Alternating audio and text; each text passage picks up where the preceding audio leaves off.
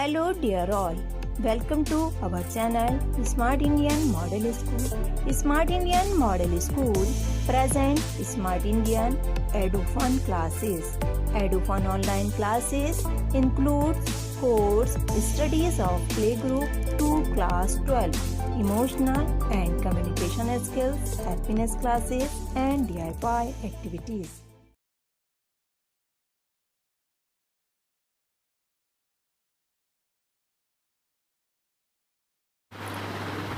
Hello dear students, in this video we will continue our geography chapter 6 manufacturing industries. Student, in this topic we studied about agro based industries and mineral based industries. देखिए student, agro based industries में हम 2 types की industries के बारे में पढ़ेंगे, textile industry और sugar industry. यहाँ पर एग्रो बेस्ड इंडस्ट्री से मीनिंग है, एग्रो मीन्स एग्रीकल्चर, ठीक है, जो एग्रीकल्चर पे बेस्ड है मेनली इंडस्ट्री, हम उन इंडस्ट्रीज़ के बारे में पढ़ेंगे। तो टेक्सटाइल इंडस्ट्री को आगे 2 कैटेगरी में डिवाइड किया गया है, कॉटन टेक्सटाइल और जूट टेक्सटाइल। तो इन दोनों के बारे में हम डीपली पढ़ेंगे। उसके बाद सेकंड जो है मिनरल बेस्ड इंडस्ट्रीज़। तो मिनरल बेस्ड इंडस्ट्रीज़ यानी कि वो इंडस्ट्रीज़ जो अपने प्रोडक्ट के प्रिपेयर करने के लिए मिनरल्स पर बेस्ड होती है, डिफरेंट टाइप के। तो इसमें हम सबसे पहले जो पढ़ेंगे वो पढ़ेंगे आयरन एंड स्टील इंडस्ट्री के बारे में। नेक्स्ट पढ़ेंगे हम aluminium smelting. Next chemical industries के बारे में। नेक्स्ट पढ़ेंगे fertiliser industry, cement industry, automobile industry and last हम पढ़ेंगे information technology and electronics industry के बारे में। सो स्टूडेंट, इन सभी इंडस्ट्रीज़ के बारे में हम 1 बाय 1 डीपली स्टडी करेंगे। Students, first we know about agro based industries. तो पहले हम जानेंगे कि एग्रो बेस्ड इंडस्ट्रीज़ कौन सी इंडस्ट्रीज़ होती हैं। तो देखिए, एग्रो बेस्ड इंडस्ट्रीज़ वो होती हैं जो बेस्ड होती हैं एग्रीकल्चरल रॉ मटेरियल्स पर, यानी कि उन इंडस्ट्रीज़ को अपना प्रोडक्ट बनाने के लिए एग्रीकल्चर से रॉ मटेरियल चाहिए होता है। इसके कुछ एग्जांपल दिए हैं आपकी बुक में, like cotton, jute, silk, woollen textile, sugar and edible oil. तो ये कुछ एग्जांपल हैं जो आपकी एग्रो बेस्ड इंडस्ट्रीज़ हैं जिनको रॉ मटेरियल एग्रीकल्चर से मिलता है। तो यहाँ हम कुछ एग्रो बेस्ड इंडस्ट्रीज़ पढ़ने वाले हैं। तो फर्स्ट हम पढ़ेंगे टेक्सटाइल इंडस्ट्री के बारे में। टेक्सटाइल इंडस्ट्री क्या होती है स्टूडेंट्स, इसको हम हिंदी में अगर ट्रांसलेट करें तो कपड़ा उद्योग, ठीक है। तो textile industry cotton, jute, silk, woollen textile occupies unique position in Indian economy. देखिए, जो भी हमारी टेक्सटाइल इंडस्ट्री है इसमें सभी इंक्लूड हो गए आपके टेक्सटाइल, हर तरह के कपड़े, like cotton, jute, silk, woollen, ठीक है। तो इसकी एक यूनिक पोजीशन है हमारी इंडियन इकनॉमी में। अब आप सोच रहे होंगे कि इंडियन इकनॉमी में टेक्सटाइल इंडस्ट्री की यूनिक पोजीशन क्यों है। तो देखिए स्टूडेंट, पहला पॉइंट तो ये है, जो आपकी टेक्सटाइल इंडस्ट्री है वो एक लार्ज नंबर पर लोगों को एम्प्लॉयमेंट देता है। ये एग्रीकल्चर के बाद दूसरा बड़ा ऐसा कहेंगे हम इंडस्ट्री है जिसमें बहुत सारे लोगों को जॉब्स मिलती हैं। और इसके बाद अगर हम दूसरा पॉइंट देखें तो जो आपका फॉरेन एक्सचेंज होता है तो उसको भी अर्न करने में, उसको भी जनरेट करने में इसकी बहुत ही इम्पॉर्टेंट रोल है। बिकॉज़ जो टेक्सटाइल इंडिया में बनता है, इंडस्ट्रीज़ में बनता है जो कपड़ा, उसको बाहर एक्सपोर्ट भी किया जाता है, जिससे जो फॉरेन मनी है वो हमारी कंट्री में आती है। So first we discussed about cotton textile, यानी कि जो आपका सूती कपड़ा उद्योग है उसके बारे में हम पढ़ेंगे, कॉटन टेक्सटाइल के बारे में। Look at the first point, cotton textile industries in India are largely concentrated in and around Mumbai, Maharashtra, Gujarat and Ahmedabad. It means student, ancient India की अगर हम बात करें तो उस टाइम पर जो कॉटन क्लोथ्स बनाए जाते थे वो हैंड स्पिनिंग और हैंडलूम वीविंग टेक्निक से बनाए जाते थे। इट मीन्स उसको या तो हाथ से उसमें बुनाई वगैरह करते थे, उससे बनाए जाते थे। बट 18 सेंचुरी के बाद जो आपके पावर लूम्स हैं, पावर लूम्स यानी कि बिजली से चलने वाले जो करघे होते हैं, जो धागे को काटने और बुनने का काम करते हैं, तो उनका इन्वेंशन हुआ। उसके बाद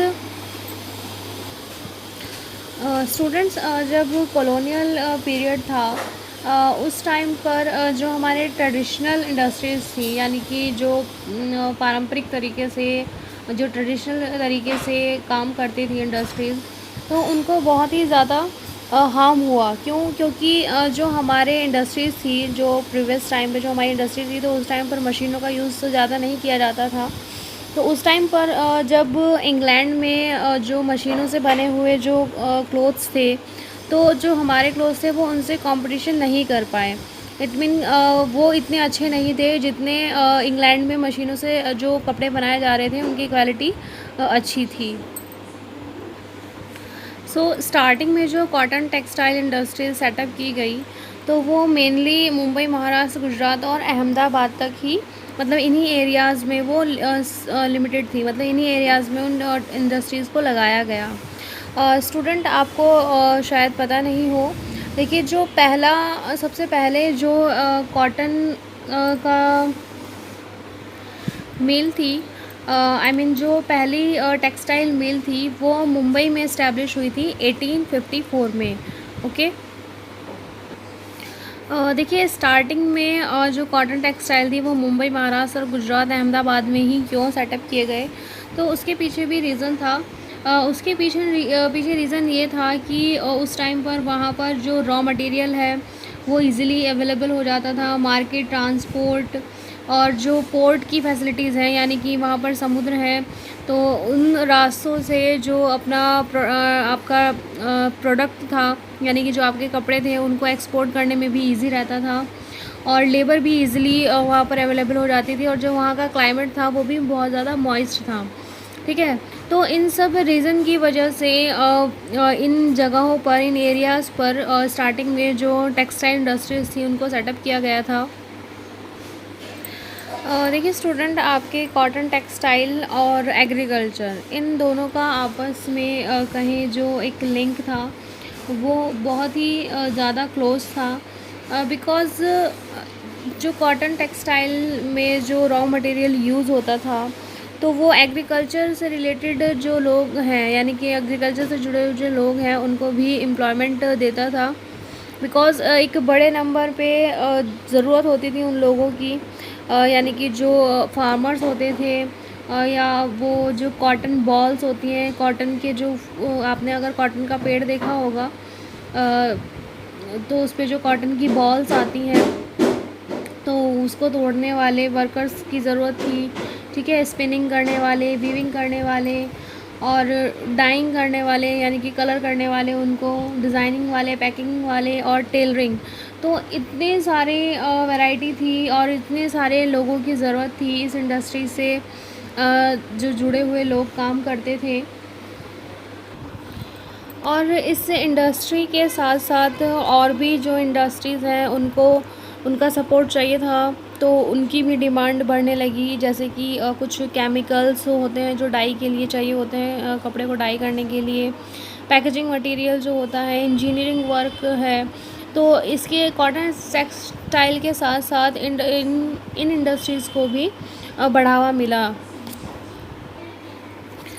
Cotton textile industry is facing many problems today due to irregular supply of electricity, obsolete machinery, low output of laborers and stiff competition with the synthetic fiber industry. देखिए आज के टाइम में जो कॉटन इंडस्ट्री है वो बहुत सारी problem को फेस कर रही है। जैसे आज के टाइम में हम देखें तो इरेगुलर सप्लाई ऑफ इलेक्ट्रिसिटी, जो पावर है, जो इलेक्ट्रिसिटी है, उसकी जो सप्लाई है वो रेगुलर नहीं है, तो ये भी कहीं ना कहीं प्रॉब्लम क्रिएट करती है। और ऐसी मशीनरी अवेलेबल नहीं है जो एक बहुत अच्छे लेवल पर वर्क कर सके, और जो लेबर्स हैं उनका जो आउटपुट है वो भी बहुत लो रहता है।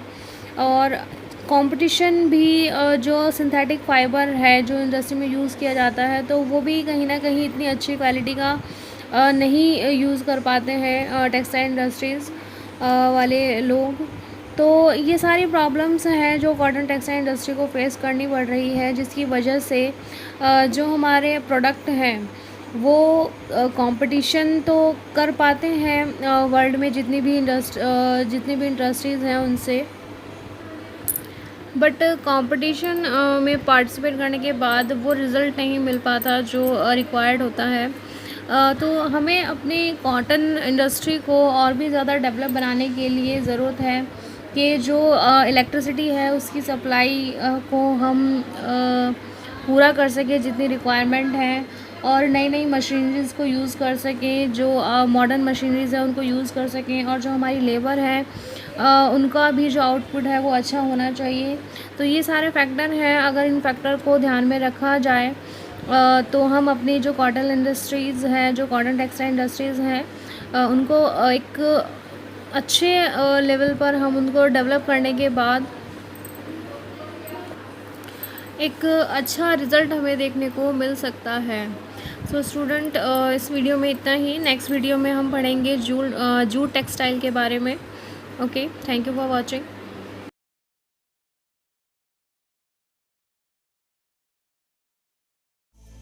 यदि आपको हमारा वीडियो अच्छा लगा हो तो आगे की वीडियो की नोटिफिकेशन प्राप्त करने के लिए कृपया बेल बटन दबाएं और चैनल सब्सक्राइब करना ना भूलें। Please subscribe our channel of Edufun classes. Thank you for watching.